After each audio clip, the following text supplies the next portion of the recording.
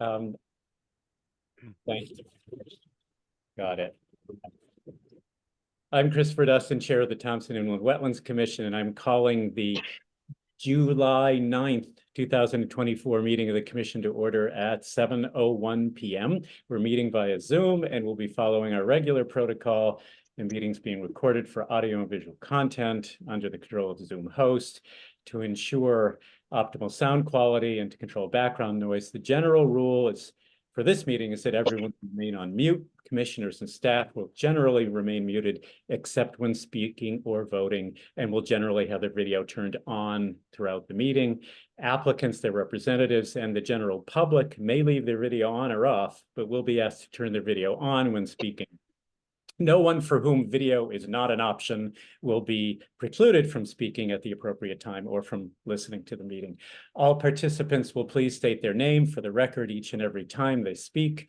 Please raise your hand at the appropriate time using the raise your hand feature located at the bottom of your screen to let me and the host know that you wish to speak, and I, as chair, shall recognize you. Please don't speak until you're recognized. Members of the general public may only speak during those portions of the meeting set aside on the agenda for citizens' comments, and there are two such opportunities, one near the beginning and the other toward the end of the meeting. Individual applicants, permittees, and violators whose names appear on the agenda or their representatives will be invited to speak when that agenda item is discussed. If any party has documents to submit to the commission which were not distributed in advance of the meeting, please indicate that you wish to submit said documents. You must hold them up to your camera so that the commission and all members of the public can view them fully and clearly. You'll be required after the meeting to submit an electronic version of the document, either in PDF format or as an acceptable photograph by email to the Thompson Inland Wetlands agent, to ensure that it's included in the permanent records of the commission. I will remind everyone that if a member of the general public tries to communicate at a time other than that set aside for citizens' comments, or if anyone in attendance speaks out of order in a disruptive or inappropriate manner, or for an inordinate length of time, they may, at the discretion of the chair, be prevented from doing so, and if necessary, ejected from the meeting by the Zoom host on my request.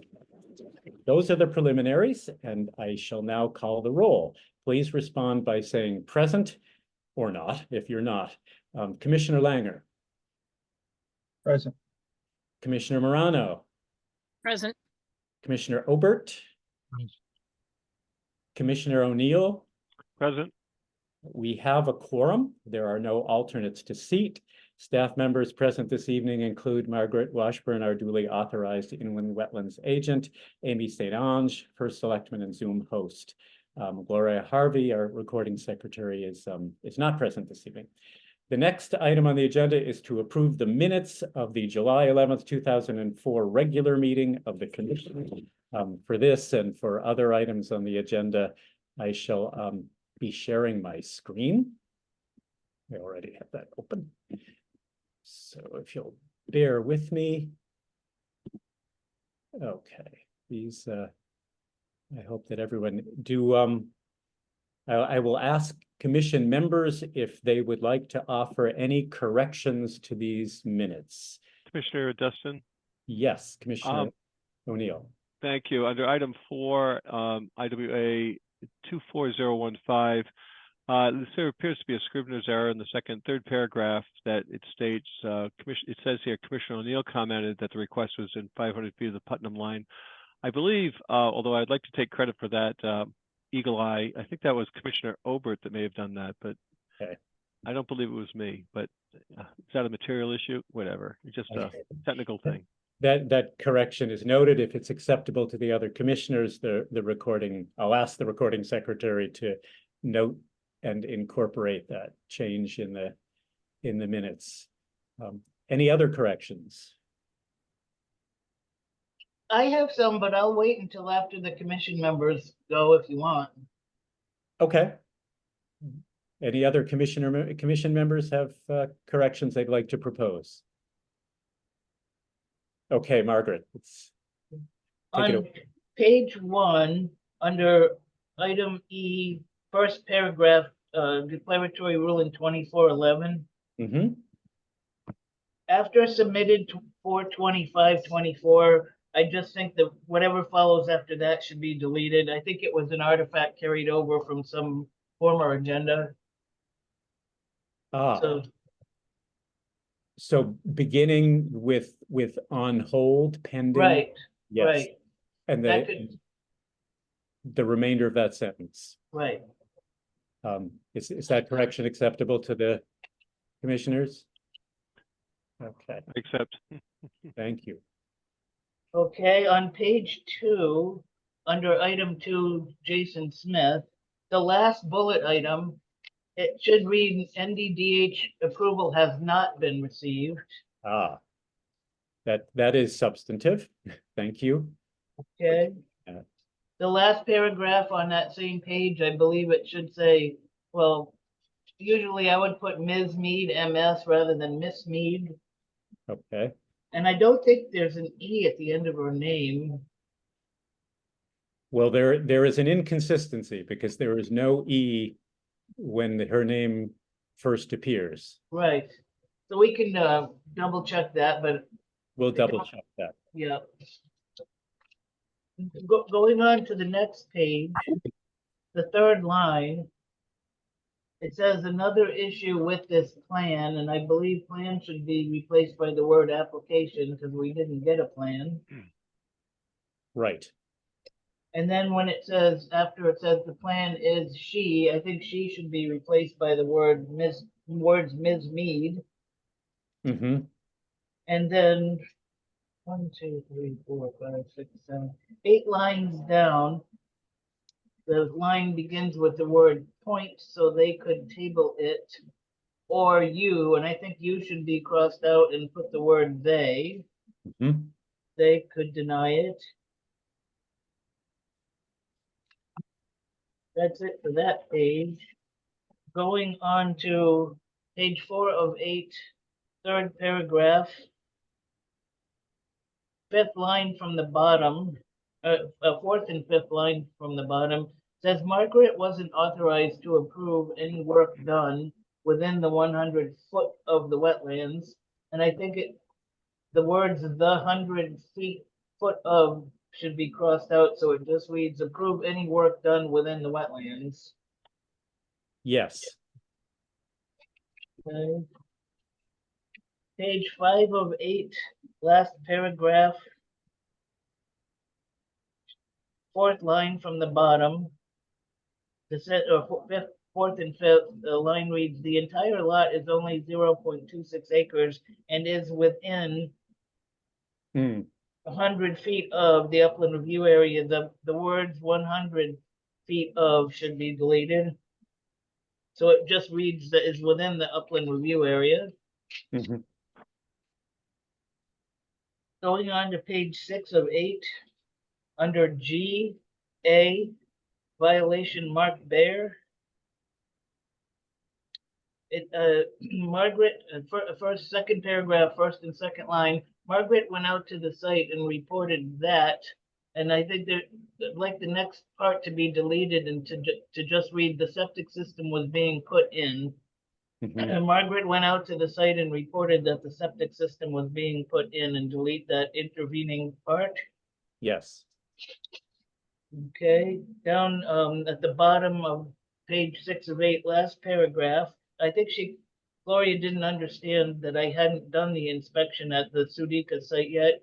And Mhm. so right now it reads, Margaret visited the site on Monday.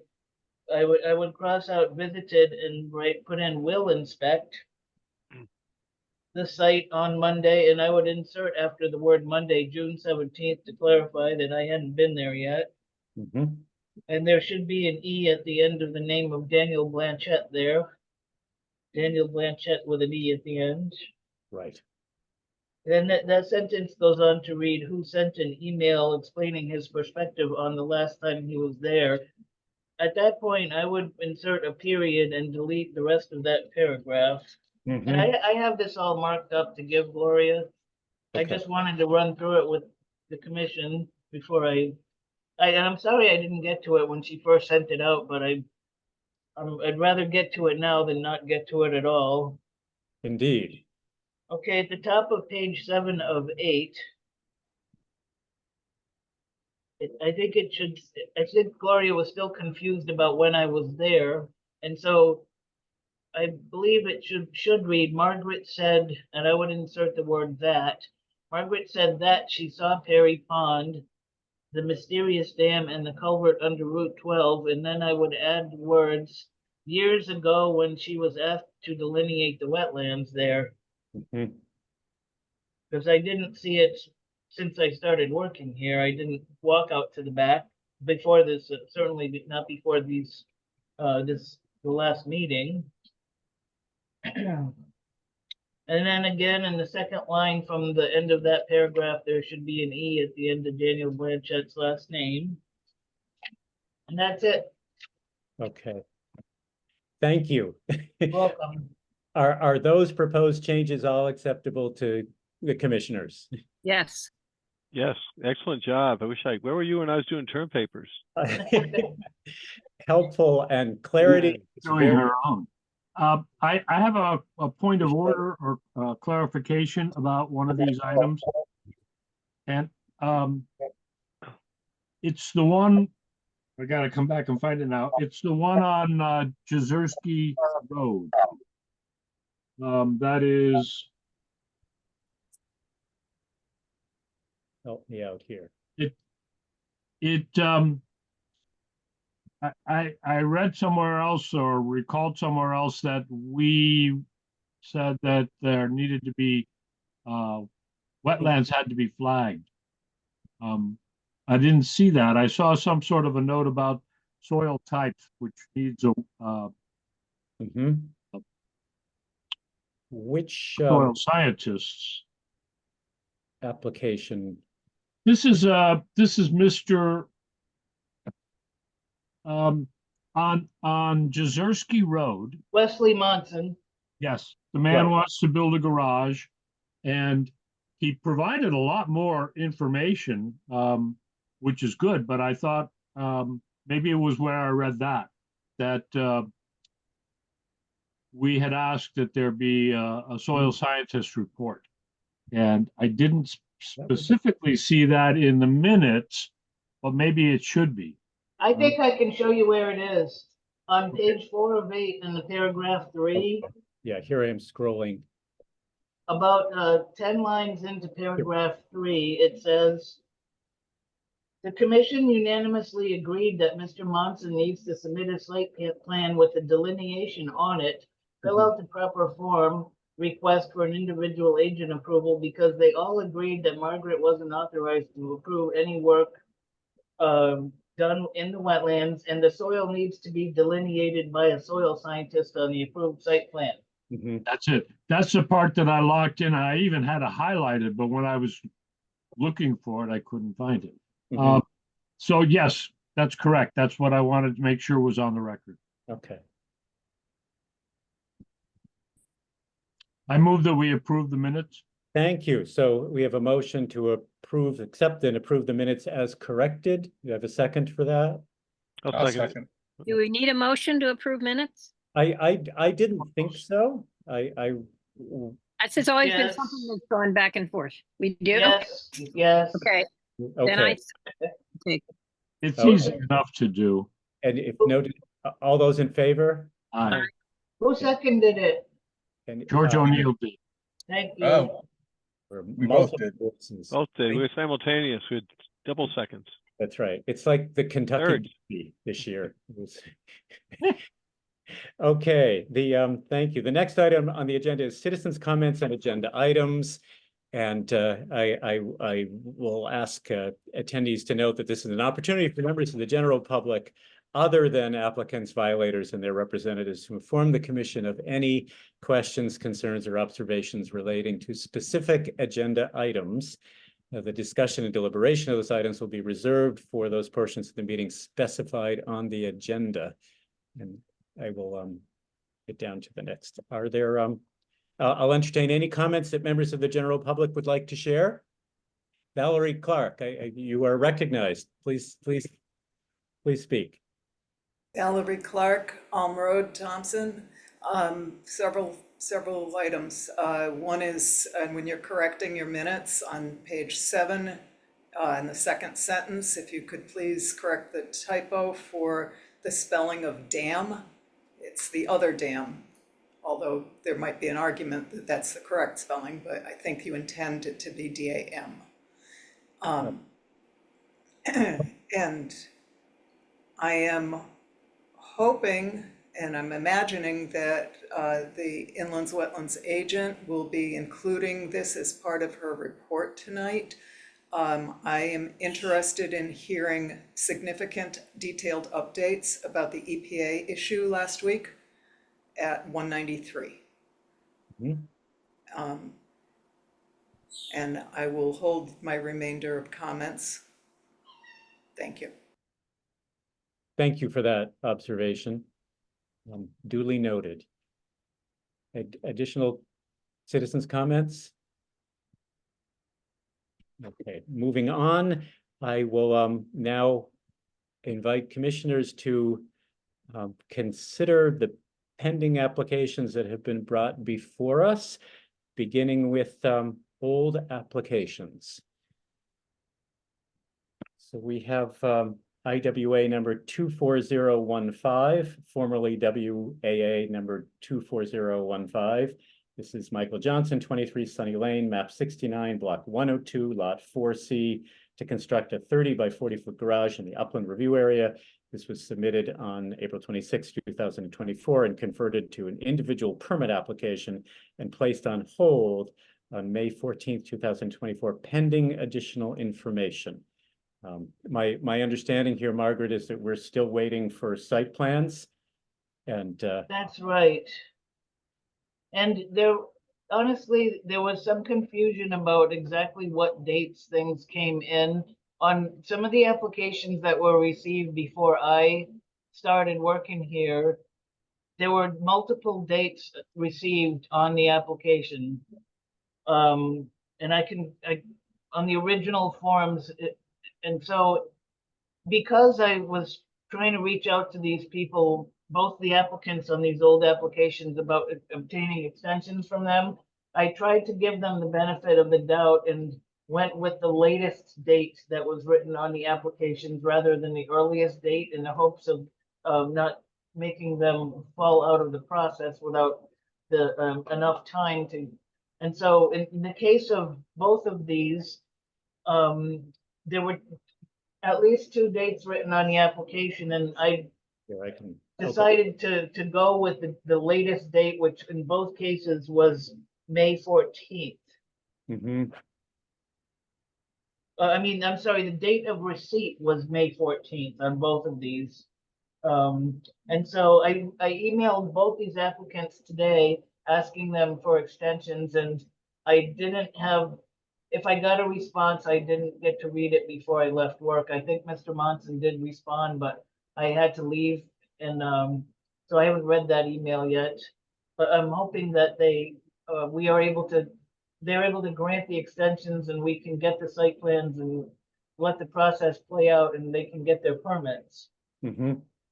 Also, I noticed today that on Mr. Michael Johnson's application, he just left the part blank about the natural diversity database. And so tomorrow I will follow up and double check whether there's any habitat mapped for 23 Sunny Lane. Sorry, I'm going back to that. Right there. Yes. Okay. So there is no action for the commission to take on this application at tonight's meeting. No. Right. Now, And what are we waiting for? I see all sorts of information that we didn't have last month, and it looks like it's in the upland review area, but not in the wetland itself. It's a very peculiar little spot that they've got there. I thought I heard Margaret Washburn say that a site plan was still needed. I don't know what other information he's got. It's some of this stuff is stamped by this next one that you're looking at now. That's a civil engineer looking at it. this is And I do think that I remember studying the database National Diversity Database pretty closely. Along the French River at the Grosvenorville Dam, there's some, And I think maybe the Oxbow on the other side of the river from where this site is, but nothing that they're gonna do would impact that. I don't know what else is there on that. As far as I know, all the information that's here is exactly the same as last meeting. And we haven't received anything new from either of these gentlemen. And what we are waiting on both of them is a wetlands delineation and a site plan showing that delineation and all the other work in regard to the distance from the wetlands. Which did not appear, this Chairman Dustin did not appear on this plan. Okay, and this is soil report. So moving on to IWA number 24016, formerly WAA number 24016. This is Wesley Monson, 130 Jezersky Road, map 36, block 68, lot 10. Construct a 20 by 30-foot cold storage garage in the upland review area, submitted on May 7th, 2024, converted to an individual permit application and placed on hold pending additional information. And Margaret, you can correct me if I'm wrong, but my understanding is we have not yet received the information. We decided at the last meeting that we need to render a decision on this application. This one is going out. I've emailed both Mr. Johnson and Mr. Monson for both applications under old applications for to ask them for extensions, so that if they grant the extensions, they will have until the September, I think it's the September meeting to, and you know, at the last meeting, you had told Mr. Monson he had 90 days to give you a plan.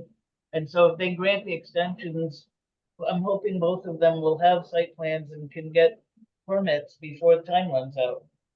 Mm-hmm.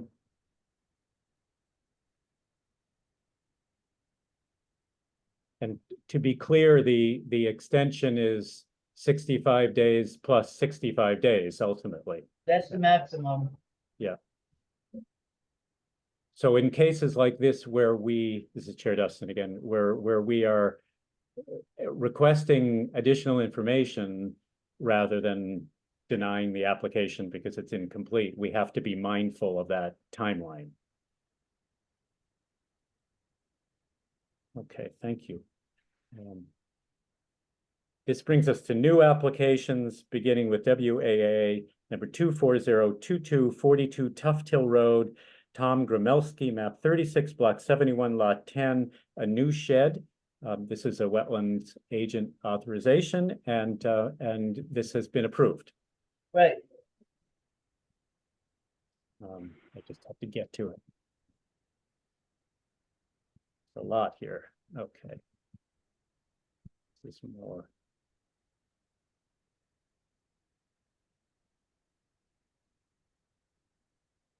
There we go. Okay. All right. No further issues there. WAA number 24023, 1182 Thompson Road, David Ford, map 116, block 27, lot 36C, a new shed. And this is a wetland agent authorization, and this has also been approved. Right. Okay. Got the right one. Now I'm still at 2.3.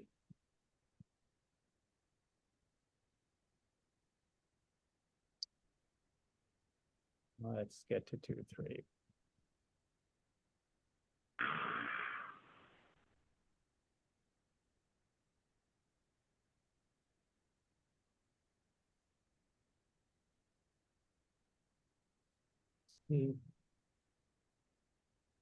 Okay.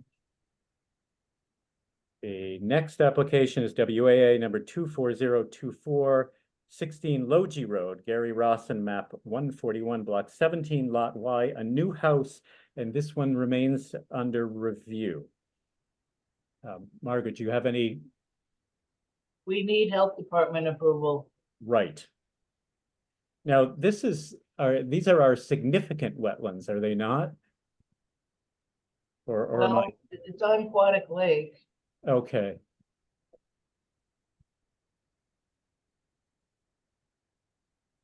Let me see if I can. David Ford, Gary Rawson. Let me see if I can get to Gary Rawson. Okay, there we go. I'm assuming that members of the commission have reviewed this.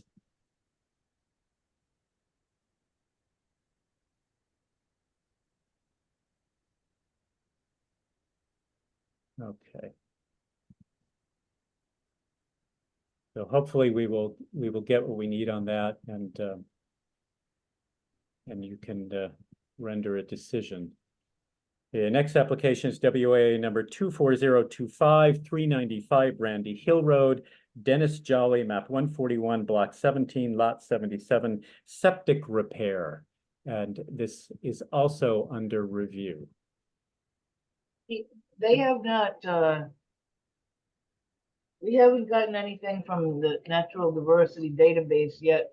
I don't believe they've applied, and it is mapped.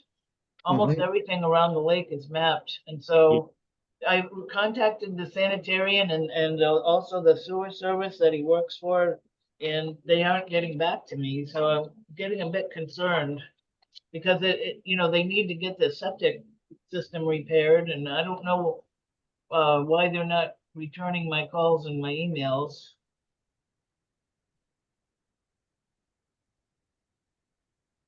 And when you say they, you're talking about the Right, the applicant is Jeff Palhemus, Mhm. and he works for Skip's Wastewater Services, and I've reached out to both Jeff himself on his cell phone and to the folks at Skip's, and no one is getting back to me about the natural diversity database information. Mhm. You know, they're obliged to contact the NDDB and ask for information about what Okay. the species of concern are, and Right. as far as I know, they haven't done that. So that's the issue. It's not hearing back from the, No, I think that's all we're waiting for on this one. all right. Hopefully they will respond. The next application is WAA number 24026. This is 68 Sandam Road. This is David Zabka, map 114, block 24, lot 60H, and after the fact approval for a 27-foot round above the ground swimming pool, a new 24 by 26-foot deck, and a stone retaining wall, also under review. And so Margaret, here we're also waiting for the we have received the NDDB. And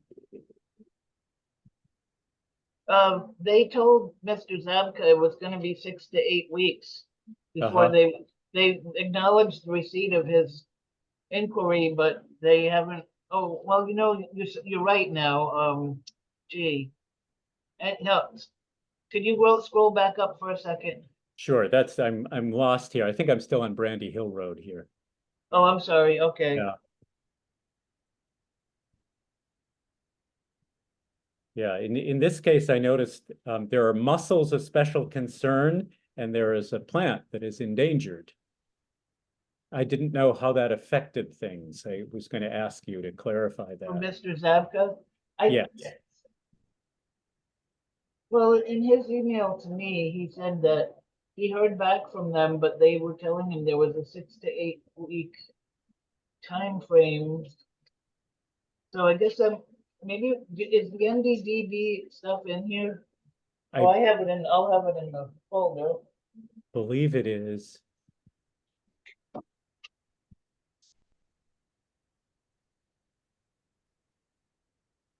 So the swimming pool was constructed before anyone applied for the wetlands permit.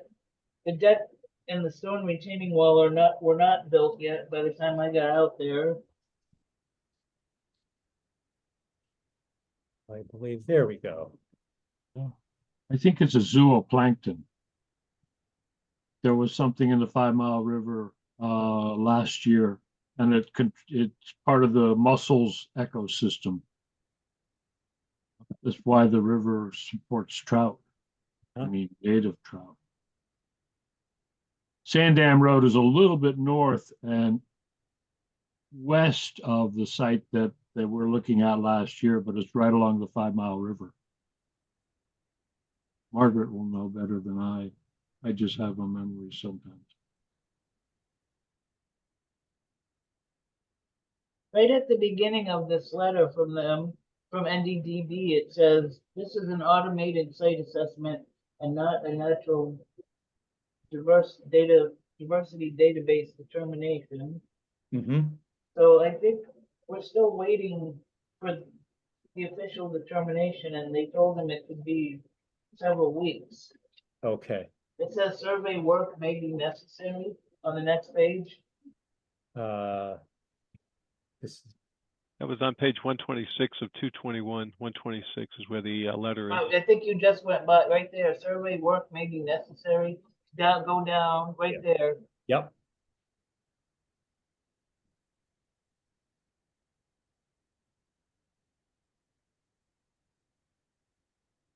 So. Okay.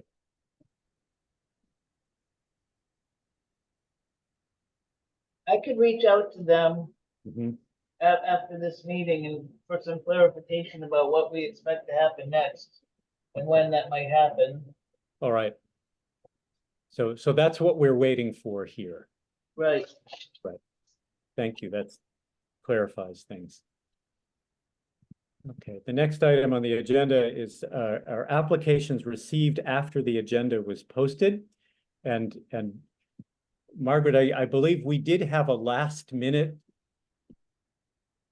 application that was submitted. Would you like me to put that up on the screen? Sure, please.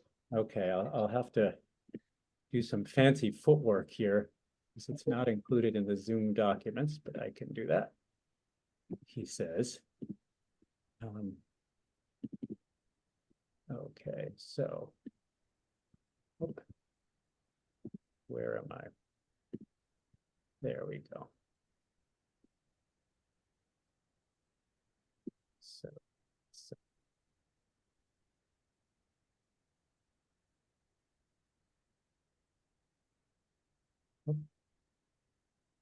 now they're seeing that. It's not what I want you to see. It's not what I want you to see either. This is what I want you to see. Okay. Does everyone see this request to modify permit? Yes. Great, thank you. Yes. What it's about is that Neil Patel already went to the Planning and Zoning Commission and got them to approve enlarging the car wash from 19 by 30 feet to 19 by 40 feet.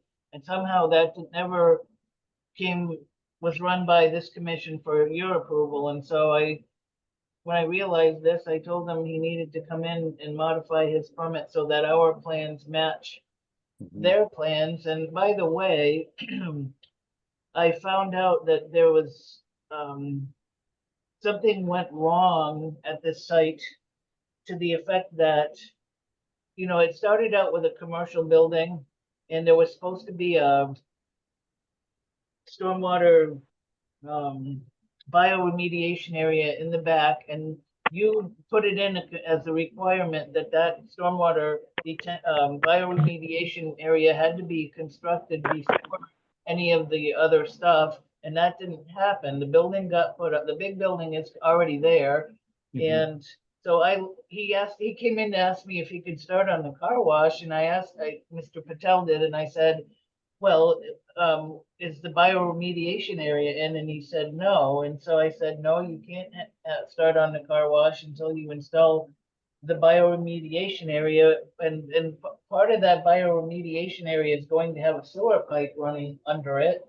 And so that's what has to be finished. They started on the bioremediation area now, and the sewer pipe has to be installed in it before they can build a car wash. So that came to my attention, and this is sort of a offshoot from that discussion. Do commissioners have any comments on this? Any questions? None here. I have one question. Commissioner O'Neill. I think note, of course, the observations of our agent as to priority and sequence, but from an overall standpoint, if it was felt that a 19 by 30 foot building met the requirements, then 19 by 40 doesn't seem to be, although it's larger, it doesn't seem to be a material, change. However, I would be interested to know if that change, in addition to the sequence of construction of the project, has any material impact on the inland wetlands. I asked that of our agent. Well, it's going to be coming before you, and the commission can decide. I don't think the 10-foot extra feet on the car wash is going to be a problem, but my training is such that our plan should match the other plan, and that it probably should have come to wetlands before it went to planning and zoning for that change. So I'm just following up so that when we pull out site plans, we're looking at the same project as the planning and zoning commission. Really, it is a formality, but the nature of this business involves a lot of detail attention to detail. Okay, good. I just wanted to make sure that, the big picture is, obviously they have to put the piping in, the drain in, put the systems in, and that's important. But otherwise, once they do that, the delta on the square footage is not a big player here. And I just want to make sure No, that's how I'm reading. I don't That's how I'm think it's a looking big at it. deal, All right. it's just, I was dismayed when I realized that it had gotten approved by the planning and zoning commission without your okay of it, so. Absolutely. We got to stay on top of those folks over there. Mr. Chairman, Over. Charlie over here. To a point that was mentioned that it's not a very large change in the footprint, but the stormwater retention area is right on the side of the French River, and that's what allowed us to say, yeah, you can build this building and this one and this one. Right. And when we approved it before. So he wants to modify it, but he still hasn't met all of the requirements that were spelled out at the time that the application was approved. So I do think that that needs to be clearly addressed and resolved as this is a car wash. That means it's open on both ends. So stormwater could run right across the parking lot and out into the swale. And that would be a matter for us to consider when this application is complete. Well, he wants to modify it without having met all of our, and there's not a lot of conditions. There was something about drain pipe that went underneath part of the property. I think he changed where the building was going to be located, so it wasn't an issue. But the stormwater containment there, it probably could be an issue. And that's part of what we're trying to resolve long term. So I have not done an inspection here yet, but I will, and I will take photos and write it up for you to peruse at the next meeting. Thank and you. you're correct. We need as built, but as built should be as permitted as well. Right. So thank you. Very good. Thank you. The next item on the agenda are permit exchanges and extensions. This is MOD modification number 23001, 274 Riverside Drive. Hani Youssef, map 87, block 95, lot 39, modification of WAA number 23001, construction of a pavilion for picnic tables after the fact, minor changes to concrete pad. I'm going to go back to my Zoom documents here.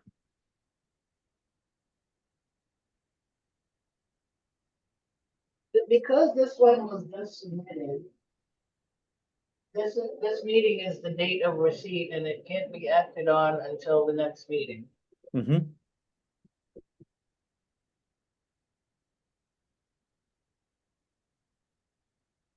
So we just receive it at this meeting? Right. Correct. Okay. Do we have a motion to accept?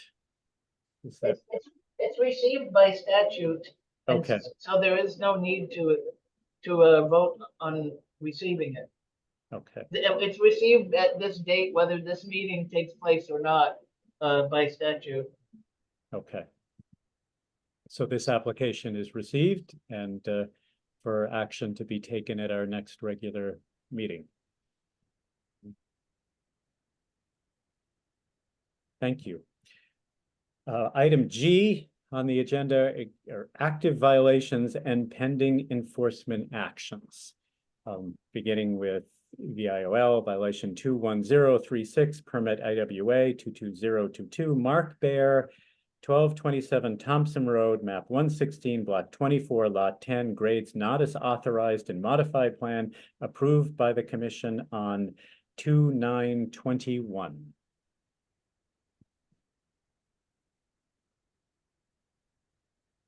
Where are we going here? Sorry, I will catch up.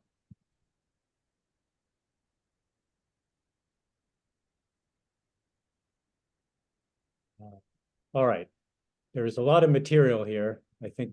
Okay, Margaret, do you want to summarize the situation? And then I know you shared with commissioners your letter to Mr. Bear that you sent today. I can put that up on the screen as well, if you like. Well, today I'm not sure how much time you need to spend on the ancient history. I think that all the commission members have a feeling for what's dragged on this site. And today I did issue a order to correct violations after reviewing the file and realizing that after numbers of notices of violation that the applicant has chosen not to come into compliance, that it is just time to order him to complete the work by August 6th is what I chose as the date, which is about a month from now, and submit the as-built after all areas are stabilized with landscaping or vegetation, and that the commission will do an inspection after that as-built is received, and that the building department is going to be sent a memo asking them not to issue the certificate of occupancy until the commission has inspected the site and approved both the as-built and the stabilization. Thank you. And so the commission had expressed an interest in doing an inspection once we get that as-built. So that's my goal, is to close this one out within about a month. What's left to be done is to install the septic system and some galleries, which were originally intended to be dry wells, but are now underground, concrete structures for groundwater recharge. Do other commissioners want to discuss any aspects of this matter, including the most recent action taken by our inland wetlands agent? Commissioner Over.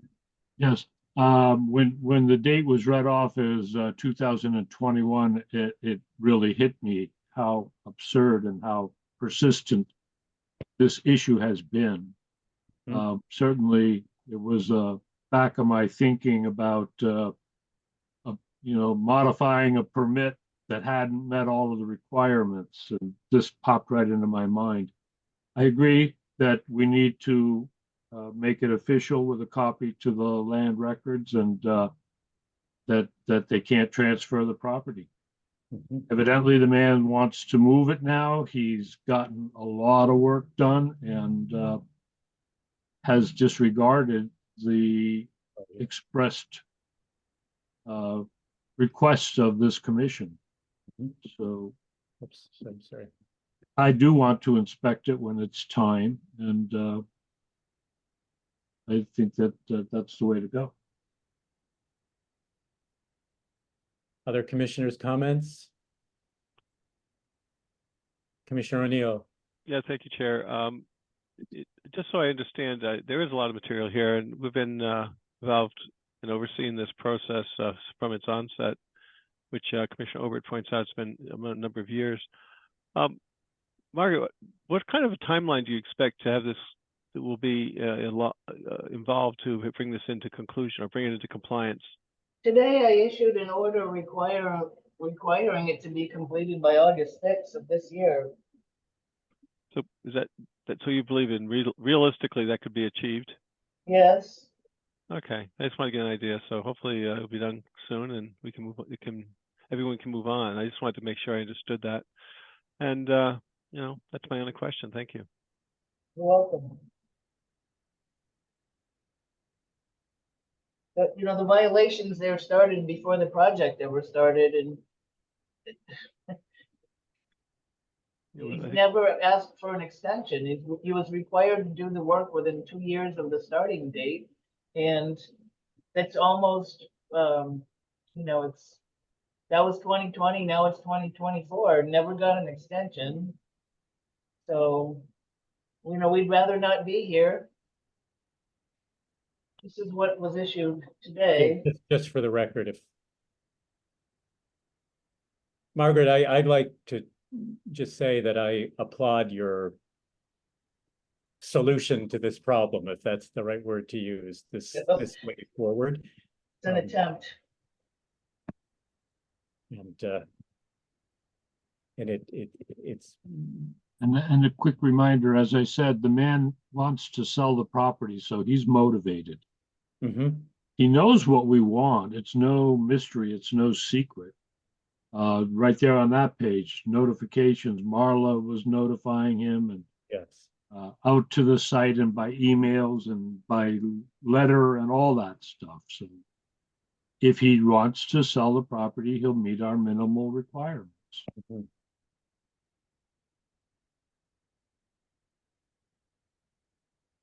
But that's the August 6th date is 1 week before your August meeting, which will give us time to review the plan. I can do an inspection, and then at that August meeting, if you all decide to choose an inspection date, so be it.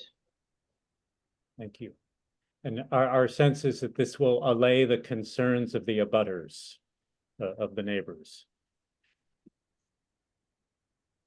Concerns of everybody. Yes. Good, thank you. Well, we will look forward to no longer discussing this one. The next violation is VIOL 22013. This is permit IWA 21028, Wojciech Seduke, 1574 Riverside Drive, map 55, lot 65, lot 14. Grading work exceeded scope of work authorized by permit issued on May 22nd, 2023. There is a lot to sort through here, Margaret, and I'm going to ask you to do that. Well, today I printed out the minutes from about more than the last year, and the starting point of my investigation was Marla's notice of violation to Mr. Sudika in, I believe it was 2023, and reading through the minutes from every month since then, they've never submitted a plan showing all the work that's being done outside the approved area. And I issued an email that served as a notice of violation and to stop work until we got a plan showing what work is being done now, because we really don't have a plan showing what has been done. But if you scroll back up to that, the plan Daniel gave us for a minute, if you could scroll back up, there was a pipe installed without any permit from this commission, draining the wetland near Route 12. It flows down north into a basin, which was never sized for that pipe. It's this wetland down at the bottom right-hand corner of the plan There's a pipe now under that driveway, flows into that stormwater basin.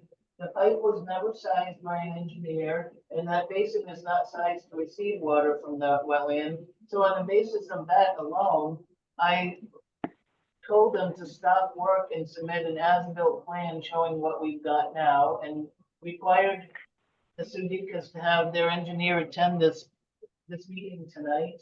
And we do not have, I don't think we have an engineer here, and we do not have an as-built, and so I'm leaning towards, I honestly think the best thing we can do is, issue an official order to correct, cease and desist and order to correct, and so that work just stops here until they come into compliance, because it's been well over a year since Marla wrote her order, and no realistic attempt to come into compliance has been made. Mhm. Yeah. Other commissioners have questions about this, comments? If you've had an opportunity to review the email exchanges, the Sudikas were urged to attend tonight's meeting. I'm I present. think, I think Justin's here, and that's, Correct. So I did, during the last site walk that I did with Margaret, I did mention that we are willing to terminate that pipe, just to abandon it completely. The reason why that pipe was installed, it was installed at the very beginning that we started work, because if you have, let's say, 2 or 3 days of rain, the wetlands would overflow and wash out the entrance to the property. So, I mean, we can get rid of that pipe. Whether we cap it temporarily until we have as-built or completely abandon it. But the problem is the water is still going to flow after, sustained rain. So we did that out of necessity, not, we didn't just do that for no reason,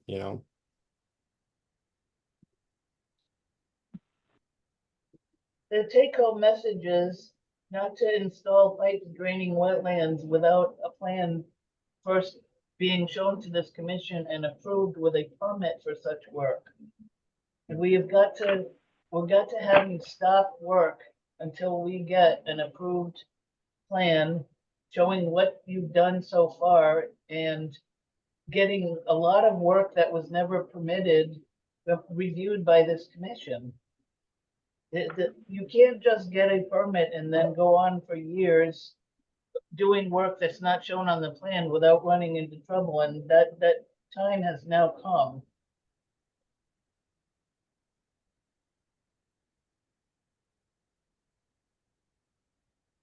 Other commissioners have comments or questions for the violator in this case?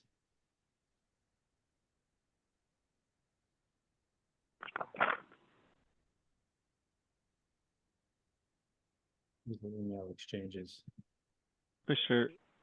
Commissioner O'Neill. Yes, thank you.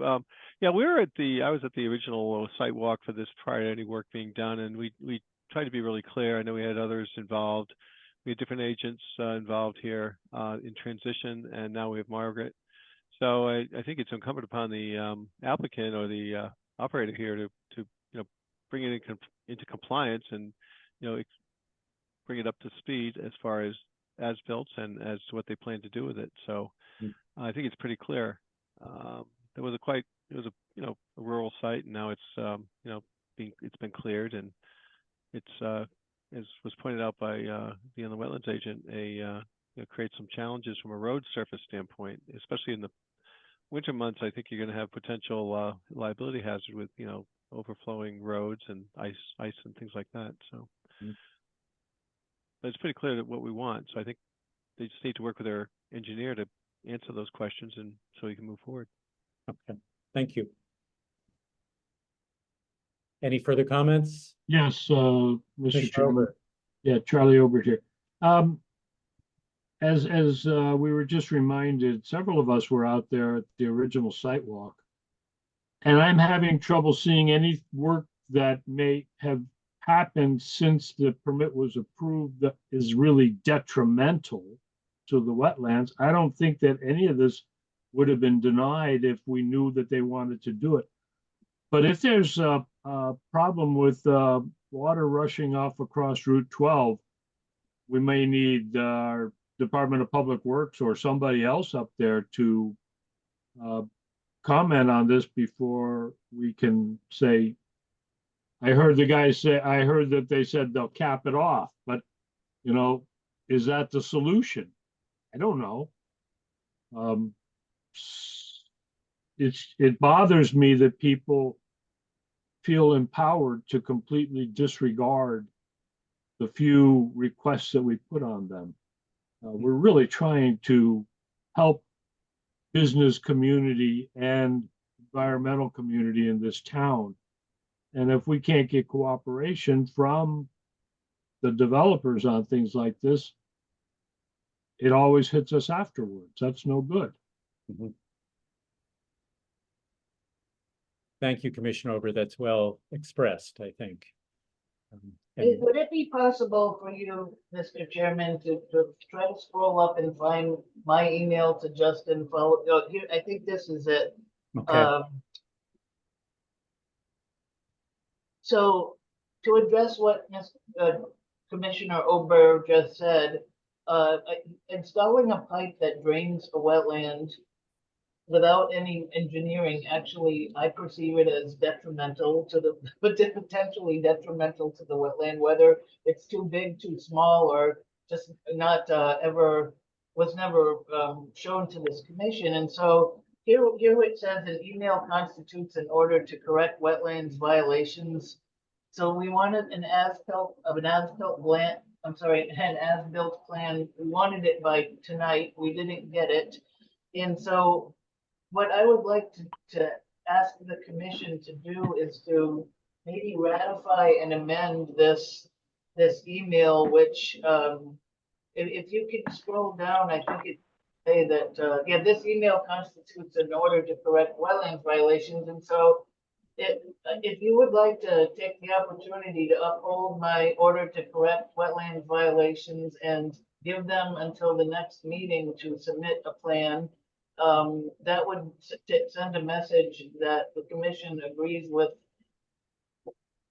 my message here and gives them clear direction what to do by the August meeting. Thank you. So I will entertain a motion to ratify the inland wetlands agents the statements expressed in this email and I'd like to make a motion to endorse the statements made in Margaret's email to draw attention to what the applicant needs to do to rectify this situation. thank you, Commissioner Morano. Do I have a second for that motion? Robert? Is that a second? You're muted. You're I'll second it if you can't. okay. He is in spirit. Thank you. Any discussion? Yes. Yes, Commissioner Robert. The only point that I want to suggest is that we make sure to provide a copy to our Director of Public Works and Board of Selectmen, as we are notifying the applicant that they need to address these issues. Mm-hmm. That is a copy of the inland wetlands agents. Yes, so what we're voting on now. To the applicant. Thank you. And so it is if you see fit to extend the deadline here from July 9th to the August a week for the August meeting. Sure. Let me look at the calendar here. It's the August, see the date of the August meeting. 13th. Yes. August meeting is on the 13th, and if the plan could be submitted by August 6th to show exactly what has happened there, and including all the work that was done without any permits, to have that submitted by August 6th. I will modify my motion to indicate that the aforementioned information should be presented to the inland wetland officer by August 6th. Thank you, Commissioner Morano. Do we need a second to a modification? It's just I'll second looking it. for a consensus that the commission agrees that Good. this is reasonable and that's what you want. We agree. In as much as it doesn't change the original intent, I don't think we need a second on this. I, Um, I agree, just making sure, all those who, Aye. Aye. thank you, all those opposed, thank Motion you, carries. and the motion carries. Thank you. Thank you. This brings us to other business, item H on our agenda. Beginning, and I'm going to stop sharing my screen here at this point.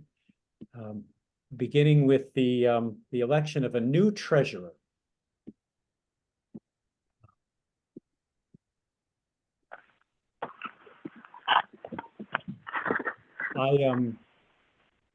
Am I permitted to, as a chair, permitted to nominate someone for this office? Or does that nominate? Yes, you are. Or-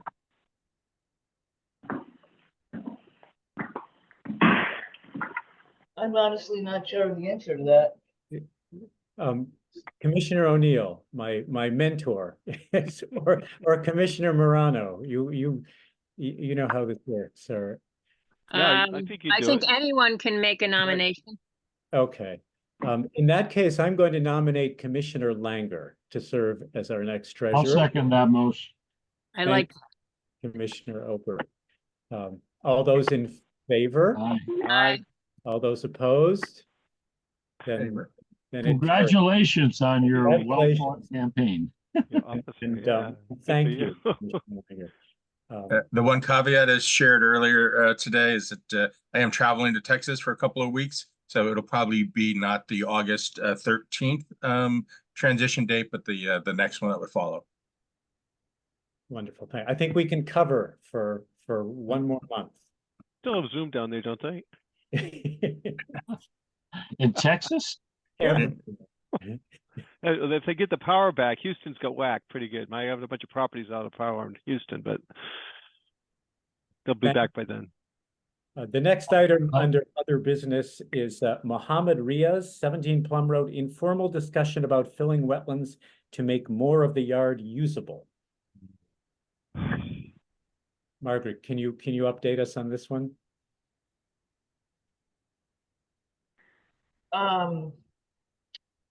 This young man came in to see me and he said he'd like to talk to the commission tonight. He recently bought a piece of property at 17 Plum Road and he has a young son.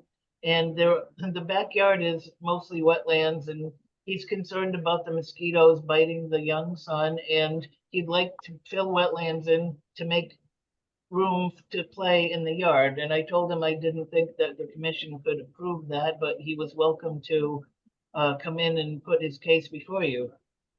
And that may be that, I'm not sure if that one of these folks may be him. Mhm. We have someone who is dialing in. Is anyone here to speak about 17 Plum Road? Mr. Riaz.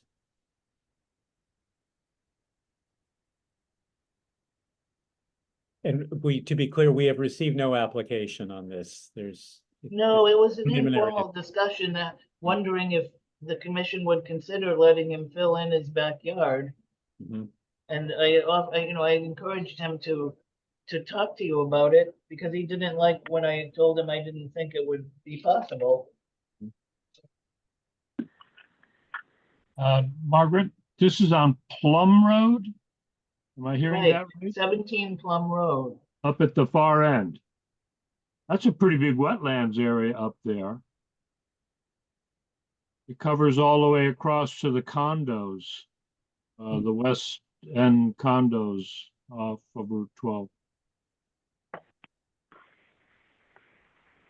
Certainly, I need to see a lot more information before I could make any kind of Right. decision. I think the 401 number there is the person for the last item on the agenda and not Mr. Riaz, so I don't believe he's with us. Okay, all right. Okay. Then you obviously do well to encourage Mr. Riaz to submit an application, and the Okay. commission will review it per the regulations. The next item under other business is a request to change legal notices to the shopper's guide from the Thompson Villager. The rationale for this is included in your report. I can put that up there, or you can You're welcome to put it up there. summarize that. Let's see. Margaret's report. There we go. And what I need now is Mr. Chairman, I read that email from Margaret, and she brings up a couple of valid points. Mhm. If the outlet we've been using does not in fact meet the requirements of notifying for a meeting, because it doesn't get into every household, but the alternative that's mentioned here does, then it's a non-brainer, Mhm. especially if it costs less money. Are we in a discussion mode, or is this discussion on the subject? Yeah, I thought This is so. a discussion. I don't know if this requires a motion or Okay. not, or I don't think so. a All right, consent. so if I could offer some thoughts. So the Villager versus the Shepherd's Guide. If I understood correctly, and I did check this, the Villager is available to anyone that wants it delivered to their doorstep, right? You just have to allow it. Number one. Number two is it's online. It's online, and you can look up current and past items. So that says that anyone that doesn't have a computer or a cell phone can't get to it. So I sort of, I have to question, that's on that basis. Now, if it's cheaper and it does the same job, then that's more of a compelling argument, because I'm more of a finance kind of guy. But the Villager, I believe, and check it. You just merely have to allow it, because they distribute it weekly, and I don't work for them. I have nothing to do with them, but they distribute it weekly, and you just have to allow it. Otherwise, people don't want that. They don't want to receive it. So that's the other part. As far as the online, as far as access goes, it's available online at the Villager website, and all the current and past, it goes back years of documents. So you can actually do your research there.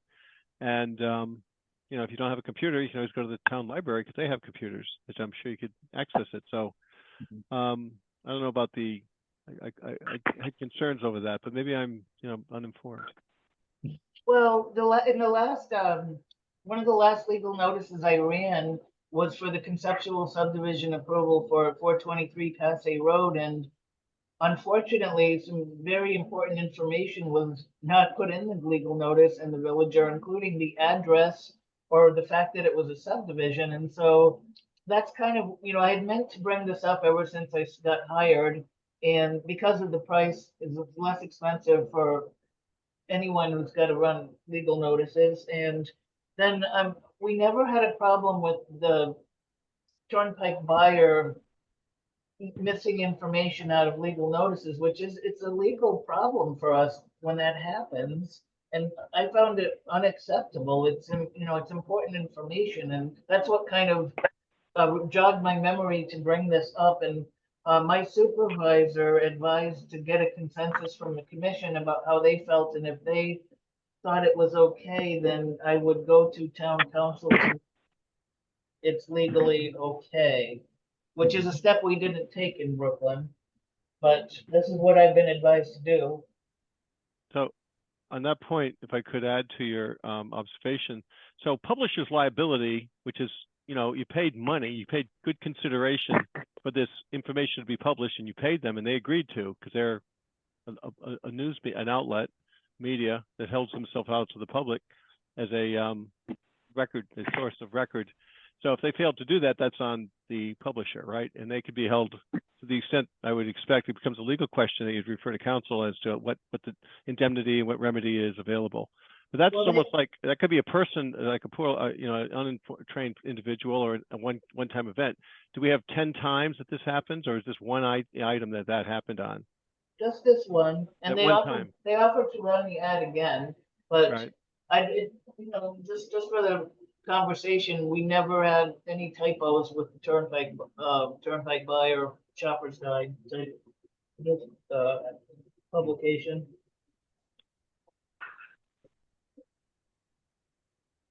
And how long have we been using the Villager? Since before I got here, For as long as I can remember. So decades, so that's hundreds, if not thousands of public notices. I just wonder, one event, we just knock them out. That's one thing. If it's cheaper, then that's a stronger argument. But I wouldn't expect that any other publication couldn't have the same unfortunate, outcome where some individual failed or didn't understand or didn't include, or who knows what the mechanically, maybe it didn't get transmitted. Who knows what the risks are there? But that was my observation. I keep scratching my head. Says, okay, I don't get the shopper's guide is it's more of a sales kind of thing. I think it's more of it has a different audience. Yeah. Commissioner Obert? It does have a different audience, but my wife reads it front to back. Of course, she reads the Villager front to back. The point that I want to know is a liability is a valid reference point, but it's after the fact. By the time we find out about it, and if it creates a problem, George is right, though. I don't remember any other issues with it. So if it's only a matter of saving money, I'd say do that. do what? Save money. Well, Okay. check to see if it's legal. Make sure. I think the next step was, if I understood your request, is to determine if in fact it would serve in that capacity, and if only for this commission, then all commissions, right? I mean, why would we abandon a source that the rest of the community, or rest of the commissions in the town? That's one thing. So you have the planning and zoning, you have the conservation, you have who knows what other commissions there are. There's 20 or 30 of them, and they have to put their notices, school board and all the rest of them. So what do they use? And or does everyone just do their own thing? So I think we need some more. I'd like to see more information around this. How many times have they been used? How many errors have they made? How much did the error cost? I mean, a scrivener's error is one thing, but who is really injured when that error takes place? Is it the town, or is it the applicant? And if the applicant has a cause of action against that publisher, then perhaps they should be made whole as a result of it. So I'd like to have a little bit more information around that, around the facts. Frame it, outline it, give me a proposal, give me a business case saying we should do it for this reason, A, B, C, D. That would be what I would like to see. And also, I'd like to hear what council has to say about it. And what other publications are we using? Do we use the Norwich paper? Do we use I don't know, what other papers, the Hartford paper, the whatever, Worcester paper, whatever papers we use. Before the Villager, local towns used the Norwich Bulletin, but it became prohibitively expensive, and it is not delivered to every household in town. The Villager is free. The Norwich Bulletin was not free, and the Shopper's Guide is free, and it is delivered to every house, every home, households. And so I'm not supposed to go to town council for the request unless the commission approves the concept. So this is Chairman Dustin. I mean, I will note for the record that other municipalities publish their legal notices in the Shopper's Guide, Eastford to name one. And the language, if I'm not mistaken, in the regulations is that the publication have a general circulation, not that it appear in everyone's mailbox necessarily. But do we have a consent? Is it a consensus of the commission that the Inlet and Wetlands agent should pursue this change by consulting the town attorney? And Margaret, could we actually at the same time ask for the kind of information that Commissioner O'Neill is interested in, which I think is a good question, what other commissions in the town do? Well, the town planner said that the planning and zoning commission would change if town council says it's okay. Ah, okay. I haven't asked anybody else. Right. Chair. Commissioner O'Neill. Yeah, is there some reason that it must be exclusive? I mean, is there a reason you can't use both? And is it, I'd like to know if the town, if they can't get it into the Villager or the Shopper's Guide, do they send it down to the Norwich paper? I mean, is there something that we must use one or the other? And what benefits are there to us by using one or the other? The And door- also, the sequence of publication maybe is more advantageous for us to use one time and a different one another time. Well, in Brooklyn, we found the deadlines much easier with the shopper's guide than the whole process seems easier with them from the standpoint of the clerks to the deadlines and the, emailing it in and having it published with no worries seem procedurally easier and it's less expensive. So there was the consensus of the staff in Brooklyn that wanted it and it worked, but That's answering a different question is my point, okay? Exclusivity, timing, frequency, availability, and historical track record. I mean, those are the questions I like. I'd like to frame this in a context of performance, opportunity, flexibility, and cost is one other factor. And maybe that's a compelling argument, right? But to just say, well, we're going to move them because they messed up one item, it seems somewhat narrow. And I'm not saying it's wrong, but I just suggest that we consider, frame it more. It's not like 1 month is going to make a difference. If you want to make a case, just make your case. yeah, I don't think I have time to do that kind of research, unfortunately. The town planner said to do it, and that's what we're going to do. Is that what you're saying? I was just advised, when I brought it up, I was advised to ask the commission what they thought about it before I go to town council, and so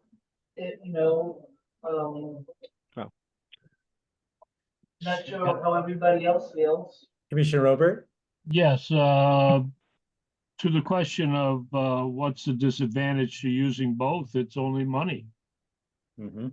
If we can meet the legal requirements of notifying the residents, and by the way, we could probably meet the requirements if we just posted it on the town's website.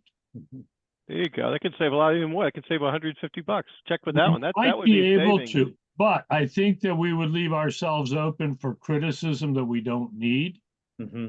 And if we can do it for $150 instead of $450, my gosh, it's a self. I don't recall issues of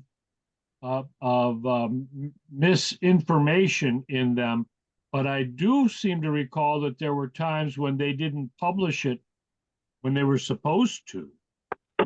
We had a public meeting or something coming up, and we had to have so many weeks of notification, and it wasn't there. Well, what happened recently was Marla asked them to publish the results of the recent regulation changes only 1 week because it only needed to be run once. But the villager ran it twice and billed us for running it twice. Marla was the one who got, brought it to everyone's attention that she absolutely said we must not pay them for that second date of run because it was never requested. Thank you. Other commissioners with comments on this? It sounds to me as if we have an argument from convenience and an argument from cost. I think that it might be important to have it be in a hard copy. Online is great, but not everybody accesses information that way. If it's supposed to be available to the general public. Yes. And it's really my only preference is that it could be both. And in terms of which document is used, I don't have a preference.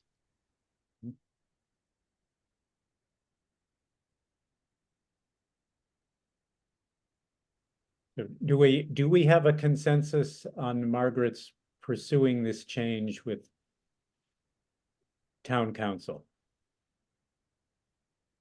Commissioner Robert, you're muted again. Yeah. There you go.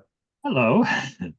I believe that we should ask her to check with the town's attorney, and if he says, hey, this is adequate, this meets your requirements, yes, okay, post it on the town's website as well, but we do that. I don't feel the necessity to do an exhaustive search for how many times we've had problems with them. I know that we have had issues where we talked about things not being published on time. Mhm. But I don't remember this exact issue before. Right. But she brings up fresh eyes on this. She looks at it and she says, hey, look at the cost, look at the cost. And that's one of the best things that we could do right now. Well, as Committee Chairman Dustin, it could be that the argument from accuracy may not be the most important argument after all, that convenience and cost are, assuming that otherwise as a publication, the Shopper's Guide serves our needs and satisfies the requirements, that may work even better. Do I have any strong opposition to Margaret's going forward with this? If not, Margaret, you have a consensus that you Thank you. pursue this with town council. Thank you for looking into it. The next item on the agenda are reports. No, I'm sorry, I'm skipping an important item. It is time for additional citizens' comments. If we have members of the general public here who are who wish to share further thoughts, questions, or concerns with the commission, then you are now invited to do so.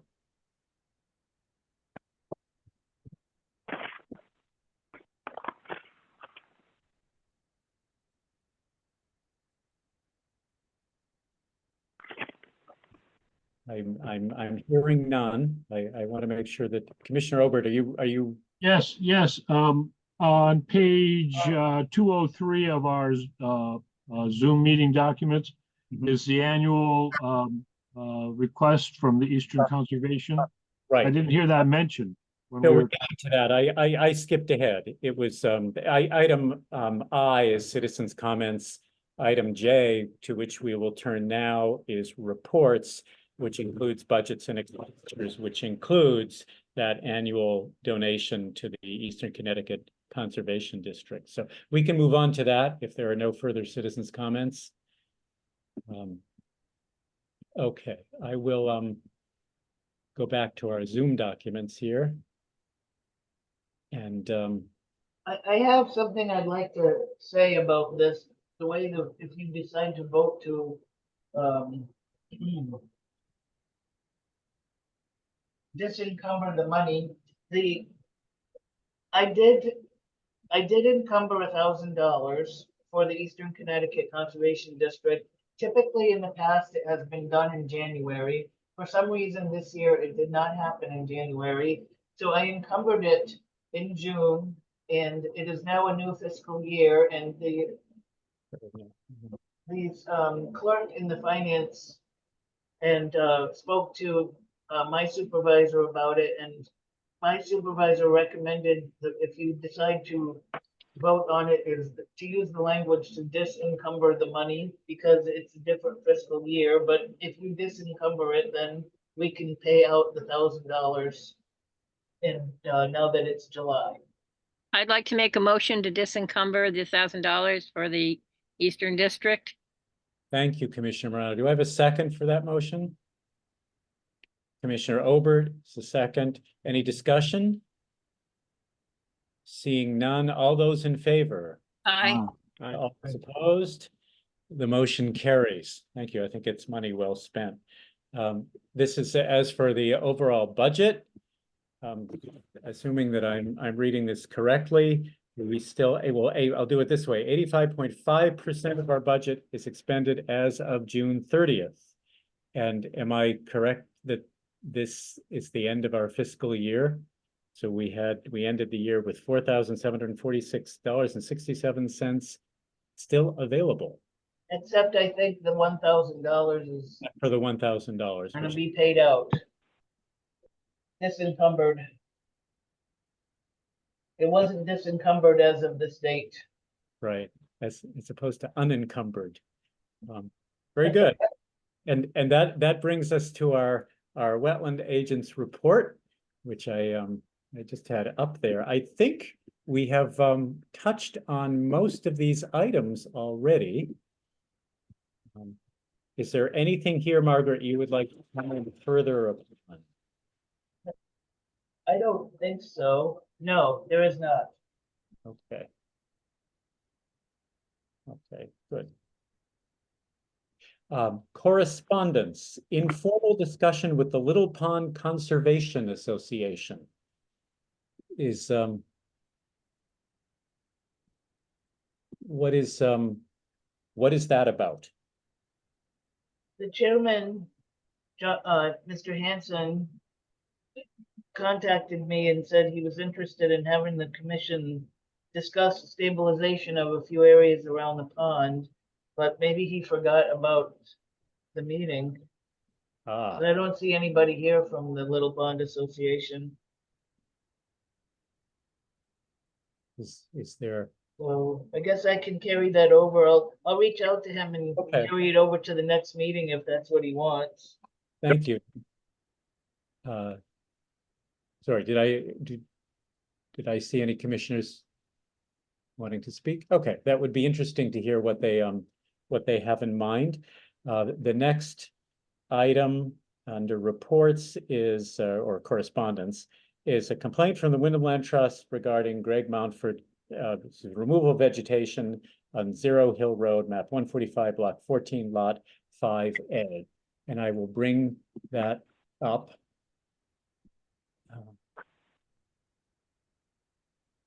And there's some additional documentation, but I'm going to, here we go. So Margaret, do you want to present this? This is the letter from Stephen Adams on behalf of the Wyndham Land Trust.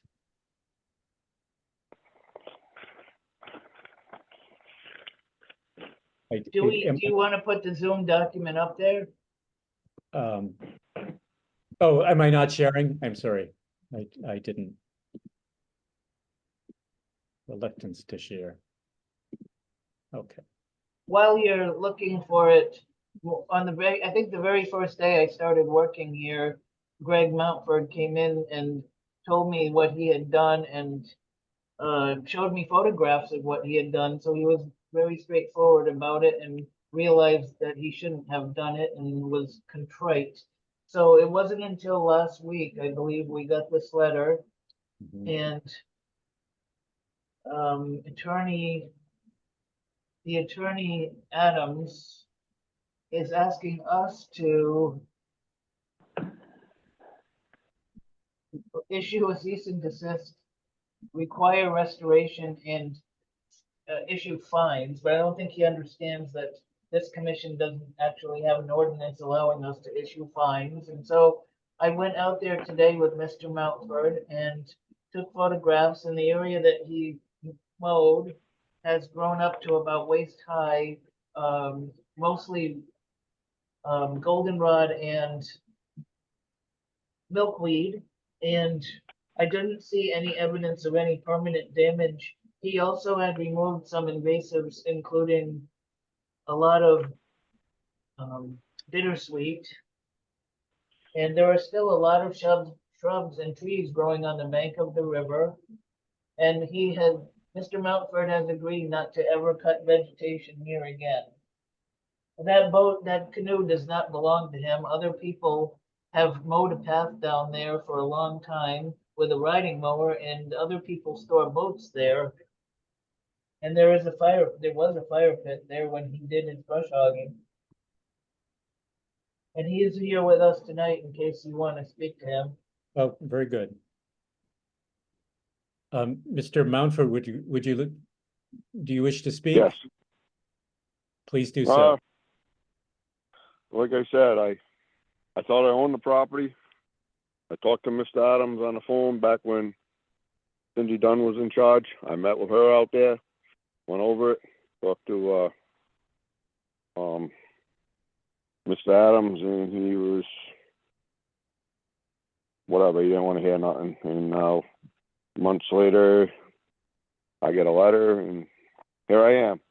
So I'm not touching the property anymore. I thought I owned a piece of property. So there's no property lines out there. And when I bought the property, no pictures right down at the canoes.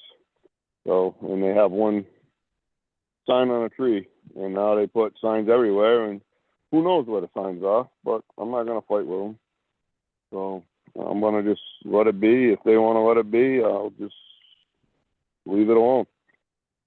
This is the area in question. Right. Can you hear me? Oh, yes, thank you. Thank you for, All right, sorry. thank you for being here and for explaining the situation. Do I have other commissioners with questions or comments? I have a question for you. Commissioner O'Neill? Yes, for Margaret. So Margaret, the activities involved here, have they caused any irreparable harm to the inland wetlands and watercourses in the town of Thompson? No irreparable harm, no. No. I think historically the site had been mowed before. You could see it on the GIS maps that it had been a meadow. It may have been grazed or mowed in the past. It wasn't predominantly wooded. I see. So, and I was curious why perhaps they expressed this, that when the land trust didn't take action in equity or tort, instead handed it over to us. If they felt they were wronged in some way, then again, they have certainly counsel to address these issues. Certainly bring it to everyone's attention. That's more of a rhetorical question, but so no irreparable harm, and from a historical standpoint, you don't see it as a problem. And going forward, if no activities continues, will it revert back to its natural state? Right. Okay. The attorney acknowledged that it had grown back already. Oh, okay. Commissioner Ober? Yes, there's an orchard there, just north of where the neighbor has gone in there and cleared the goldenrod and milkweed. Yeah, apparently he didn't cut down any of the trees that were there. Those boats have been there for a long time. Those flat bottom boats have been there for a long time. And it occurs to me that if this man thought that that was his property, he should have been charging rent for those boats. Should have found out whose boats they were, because he has liability over who uses it.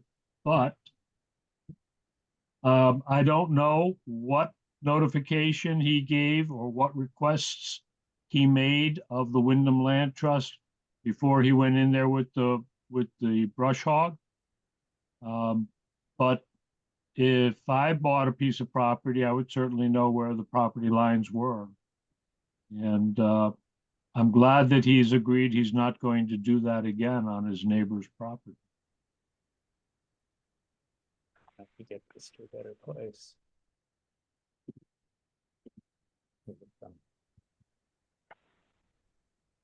Margaret, can you tell, is this wetlands flagging, the blue? No, it was where there was sort of a rough campsite there by the fire pit, and that's where a tarp or a tent had been attached. Oh, I see. And Yeah, that's it. It wasn't Mr. Mountford who was using it as a campsite. I see. It's not flagging tape at all. I see. No. Yeah.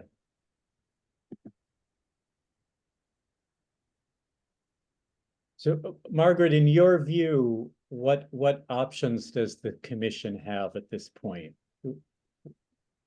in response to Attorney Adams' letter and with regard to Mr. Mountford? Well, you can't fine him. No. I suppose you could just recognize what happened and the fact that he promises not to do it again and leave it at that.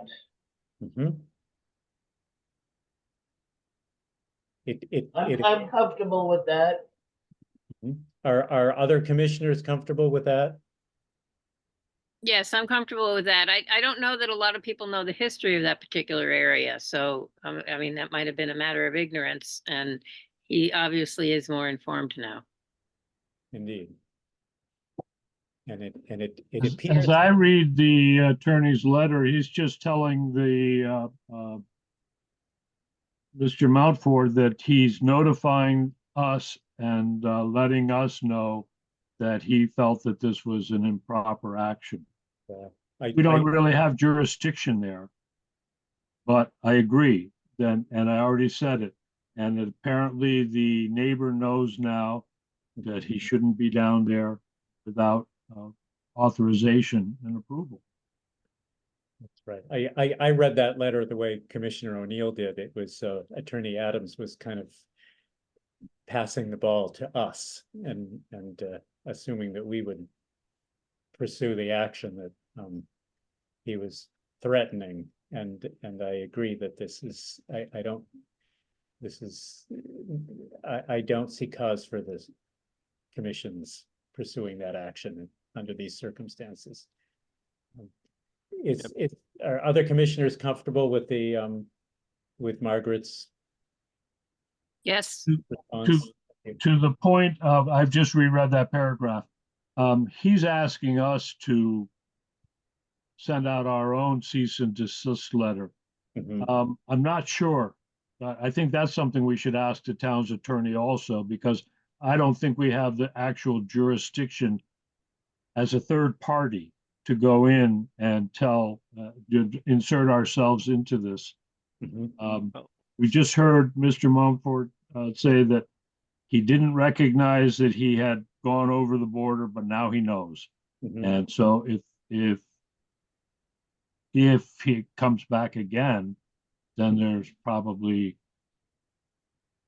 more opportunity or more leverage for us to do something. Mhm. I think he's already been told with this letter, don't do anymore. And he's been told with this letter that not only we, but Deep will also be looking over his shoulder if a problem occurs. Commissioner O'Neill, do I hear you? I in have the a back? question. I have a couple of observations, and to echo some of the points. As far as jurisdiction goes, if I'm not mistaken, that's 5 Mile River that is running on the border to the, I guess, southeast of that demarcated line of the Wyndham Land Trust, and the area that was potentially touched or intruded upon was the subject, the area in question. So I guess I have to ask the fundamental question: how is what's the greater good, and how is the harm done? And our subject matter experts have suggested that no permanent damage was done, and if it was discontinued, the activity was discontinued, it would probably revert to its other state or prior state. So for that, I can't see any serious matter that other than the fact that awareness is good. And now I think it was pointed out by Mr. Mumford that he now has notices or postings saying that this belongs to the trust. I don't know if it was clear of that in the past. Mhm. So that is, if I'm not looking at one of those maps, it's at 5 Mile River. So I think the jurisdiction question, it does generally fall right into our authority, our jurisdiction, being within the inland upland. it actually began with our authority because I Right. was responded to a query back in the 80s where there were things going, there was some potential development planned, and I spent weeks with the Nature Conservancy canoeing and walking through that. That's a peat bog that surrounds that. Yeah. And there was a natural resource inventory conducted, and they found endangered plants and other species that needed protection. And that way it eventually went from the Nature Conservancy to Wyndham Land Trust purchasing it. So that's all protected land, that what the Wyndham Land Trust owns now that surrounds that area. Okay, good. So that reinforces my point. So we do have jurisdiction, and I think that based on the information we've provided today, we don't need to get additional information other than to leave it as it is. The greater good will be served. I don't see benefit of tort action or some other civil action if that would benefit anyone. Certainly the landowner is aware of it now, and if we have a recurrence, then that's a whole nother issue. So those are my comments. Thank you. Thank you, Commissioners Morano and O'Neill. Commissioner Obert. Yes, a final point on that. Commissioner Moreno is correct and had even more information than I did.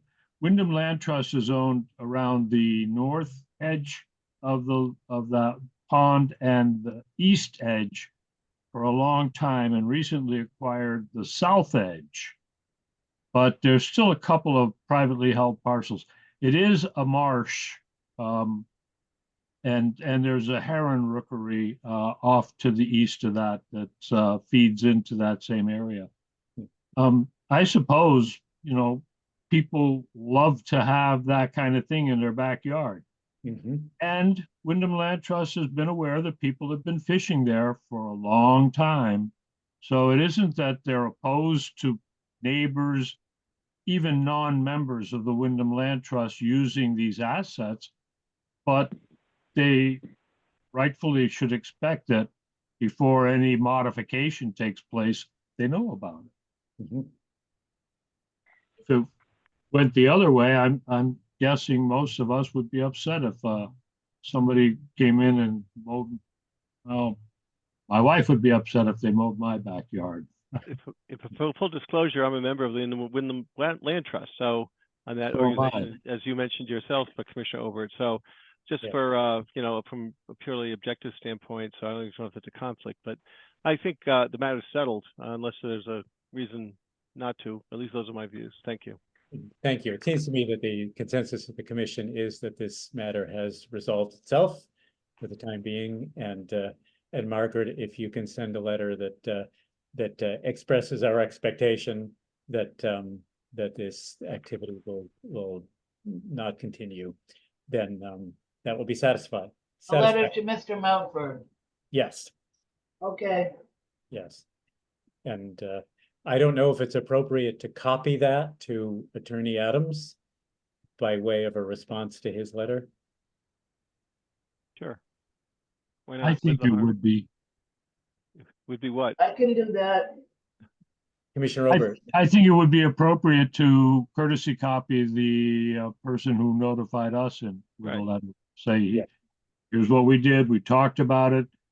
The neighbor knows about it. He told us the same thing he told you. He's not going to do it again. And there it is. I'll Very do that. Thank No you. irreparable harm involved. So it's not Correct. like he That's the excavated important half thing. of it No or something, irreparable harm.